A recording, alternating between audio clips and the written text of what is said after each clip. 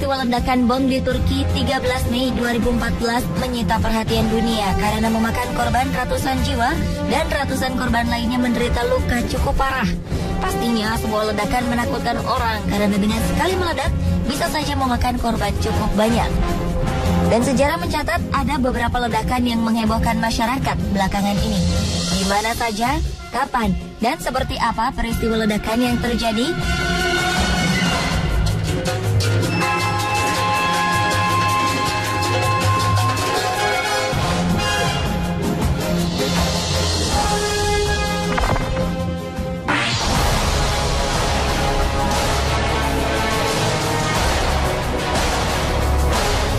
Selasa 13 Mei 2014 lalu menjadi hari kelam bagi buruh tambang batu bara di Provinsi Manisa, Turki.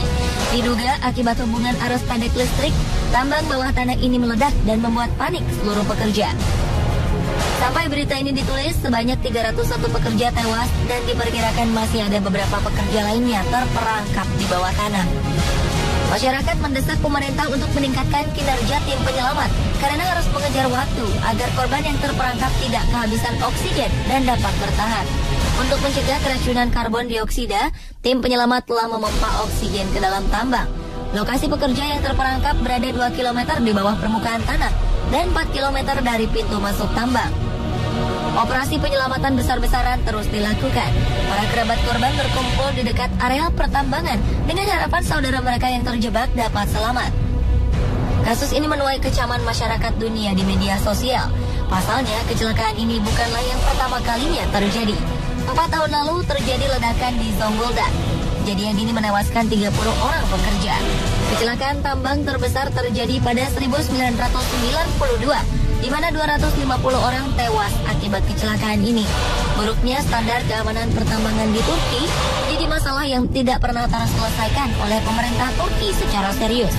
Akibat kecelakaan ini, Perdana Menteri Recep Tayyip Erdogan menunda perjalanan ke Albania dan mengalihkan perjalanannya ke lokasi tambang.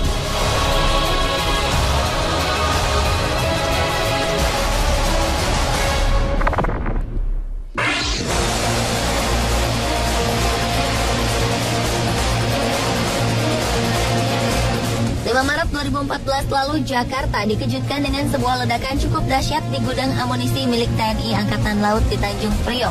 Meskipun gudang ini terletak di sebuah pulau sendiri berjarak 100 meter dari dermaga, ledakan ini bisa terdengar hingga radius 10 km dari lokasi kejadian.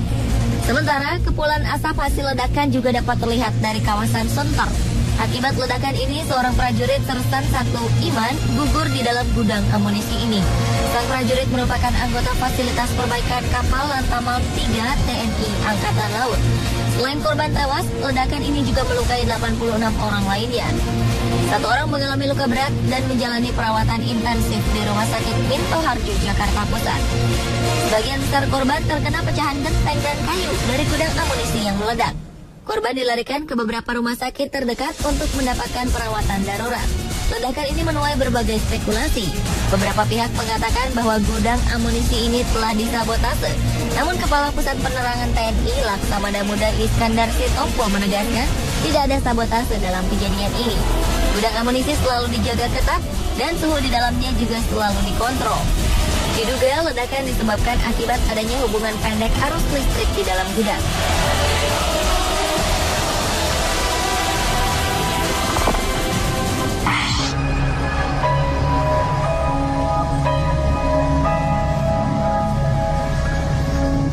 Peristiwa hampir serupa terjadi di Filipina pada 7 Mei 2014. Sebuah ledakan cukup kuat mengguncang gudang senjata Angkatan Darat Filipina di Manila. Juru bicara Angkatan Darat Filipina, Letkol Noel De Toyato mengatakan awalnya ledakan dipicu dari kebakaran yang terjadi di gedung peledak dan artileri markas Angkatan Darat Filipina. Kebakaran ini membuat amunisi yang tersimpan di gudang meledak. Akibat ledakan dan kebakaran ini, 24 orang menderita luka-luka. Korban-korban ini meliputi prajurit yang sedang bertugas dan petugas pemadam kebakaran yang tengah berusaha memadamkan api sebelum gudang meledak. Dapat dipastikan tidak ada unsur sabotase dalam kebakaran ini. Karena terletak di tengah kota dan menjadi pusat bisnis utama negeri ini, Tragedi kebakaran dan ledakan ini mengakibatkan kemacetan lalu lintas parah di sekitarnya. Untuk mencegah jatuhnya korban, Angkatan Darat Filipina memerintahkan pengosongan kantor dan gedung komersial di dekat markasnya hingga semua dinyatakan aman.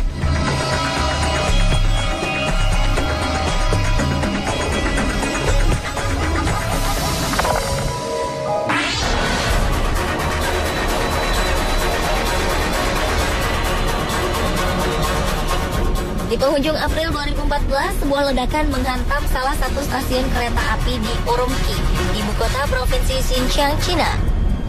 Kantor berita Xinhua melaporkan ledakan ini terjadi pada hari ketika Presiden Xi Jinping mengakhiri kunjungannya di kawasan yang sedang bergolak tersebut. Beberapa saat setelah ledakan, polisi menutup semua pintu masuk ke dalam stasiun kereta api untuk menghindari keadaan yang tidak diinginkan. Sejumlah ambulans dan para medis didatangkan untuk memberikan pertolongan pertama pada korban ledakan. 3 orang tewas karena ledakan ini. Untuk proses evakuasi dan alasan keamanan, semua layanan kereta api dihentikan. Pemerintah Cina menduga dalang dari ledakan ini adalah kelompok teroris yang juga memicu bentrokan yang terjadi di provinsi Xinjiang. Presiden berjanji akan mengusut pelakunya dan menyelesaikan konflik yang sudah berlarut-larut ini.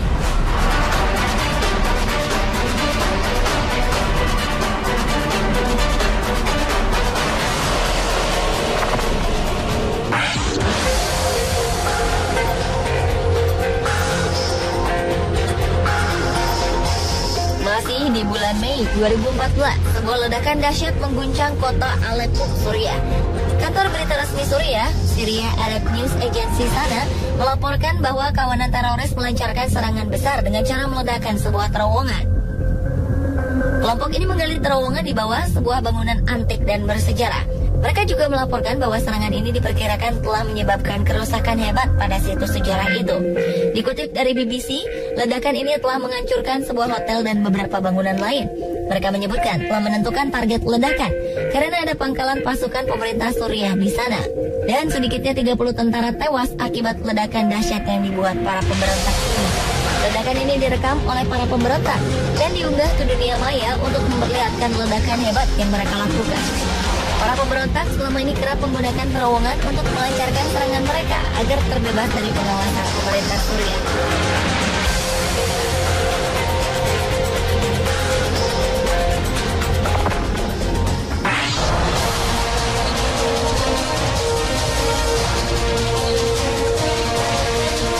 Penghuni salah satu apartemen di Manhattan dikejutkan oleh sebuah ledakan yang menghantam tempat tinggal mereka. Ledakan yang diduga berasal dari kebocoran gas ini membuat semua orang di apartemen panik dan terjadi kekacauan di mana-mana. Warga di sekitar apartemen mengaku jika mereka mendengar ledakan seperti bom dan kepulan asap tersebar di mana-mana. Warga yang tinggal di gedung sebelah juga merasakan getaran cukup kuat hingga membuat mereka terbangun dari tidur. Ledakan ini menewaskan 2 orang dan mencederai 11 orang lainnya. Ratusan penghuni apartemen sempat mengalami trauma karena terperangkap di dalam apartemen yang terbakar. Beberapa stasiun di sekitar gedung tersebut terpaksa ditutup karena mengalami kerusakan.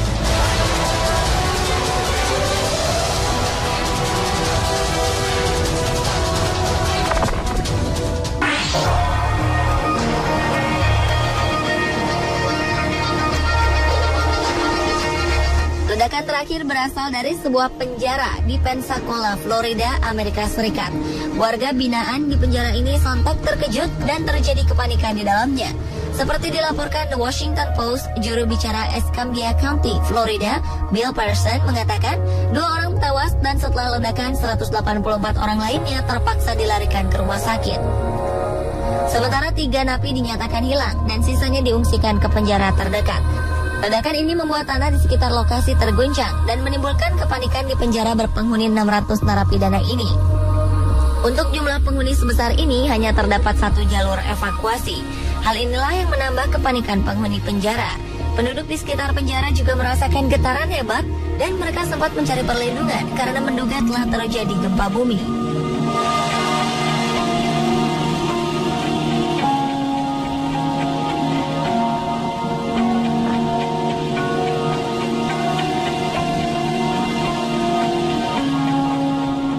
Semoga tayangan ini dapat mengingatkan Anda untuk waspada terhadap hal-hal yang dapat memicu ledakan di sekeliling lingkungan Anda.